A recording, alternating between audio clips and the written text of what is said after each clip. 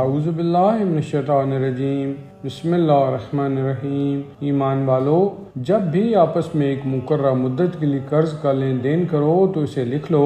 اور تمہارے درمیان کوئی بھی کاتب لکھے لیکن انصاف کے ساتھ لکھے، اور کاتب کو نہ چاہیے کہ خدا کی تعلیم کے مطابق لکھنے سے انکار کرے، اسے لکھ دینا چاہیے، اور جس کے ذمہ قرض ہے اس کو چاہیے کہ وہ املا کرے اور اس خدا سے ڈرتا رہے جو اس کا پالنے والا ہے، اور کسی طرح کی کمی نہ کرے۔ اب اگر جس کے ذمہ قرض ہے وہ نادان، کمزور یا مضمون بتانے کے قابل نہیں ہے تو اس کا ولی مضمون تیار کرے، اور اپنے مردوں میں سے 2 کو گواہ بناؤ، اور 2 مرد نہ ہوں تو 1 مرد اور 2 عورتیں، تاکہ ایک بہکنے لگے تو دوسری یاد دلا دے، اور گواہوں کو چاہیے کہ گواہی کے لیے بلائے جائیں تو انکار نہ کریں، اور خبردار لکھا پڑھی سے ناگواری کا اظہار نہ کرنا، قرض چھوٹا ہو یا بڑا، مدت معین ہونی چاہیے، یہی پروردگار کے نزدیک عدالت کے مطابق اور گواہی کے لیے زیادہ مستحکم طریقہ ہے، اور اس امر سے قریب تر ہے کہ آپس میں شک و شبہ نہ پیدا ہو۔ ہاں، اگر تجارت نقد ہے جسے تم لوگ آپس میں اموال کی الٹ پھیر کرتے ہو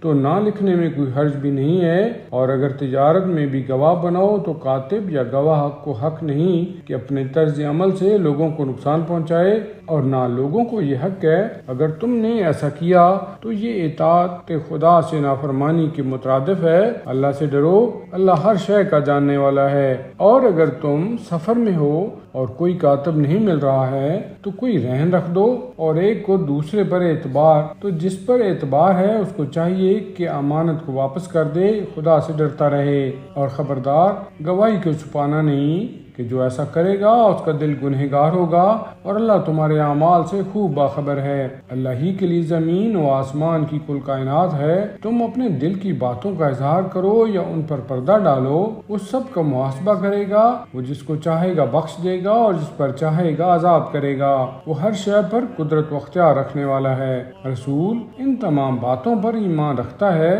جو اس کی طرف نازل کی گئی ہیں، اور مومنین بھی سب اللہ اور ملائکہ اور مرسلین پر ایمان رکھتے ہیں۔ ان کا کہنا ہے کہ ہم رسولوں کے درمیان تفریق نہیں کرتے، ہم نے پیغام الہی کو سنا اور اس کی اطاعت کی۔ پروردگار، اب تیری مغفرت درکار ہے اور تیری ہی طرف پلٹ کر آنا ہے۔ اللہ کسی نفس کو اس کی وسعت سے زیادہ تکلیف نہیں دیتا، ہر نفس کے لیے اس کی حاصل کی ہوئی نیکیوں کا فائدہ بھی ہے اور اس کی کمائی ہوئی برائیوں کا مظلمہ بھی۔ پروردگار، ہم جو کچھ بھول جائیں یا ہم سے غلطی ہو جائے اس کا ہم سے مواخذہ نہ کرنا، خدایا ہم پر ویسا بوجھ نہ ڈالنا جیسا پہلے والی امتوں پر ڈالا گیا ہے۔ پروردگار، ہم پر وہ بار نہ ڈالنا جس کی ہم میں طاقت نہ ہو، ہمیں معاف کر دینا، ہمیں بخش دینا، ہم پر رحم کرنا، تو ہمارا مولا اور مالک ہے، آپ کافروں کے مقابلہ میں ہماری مدد فرما۔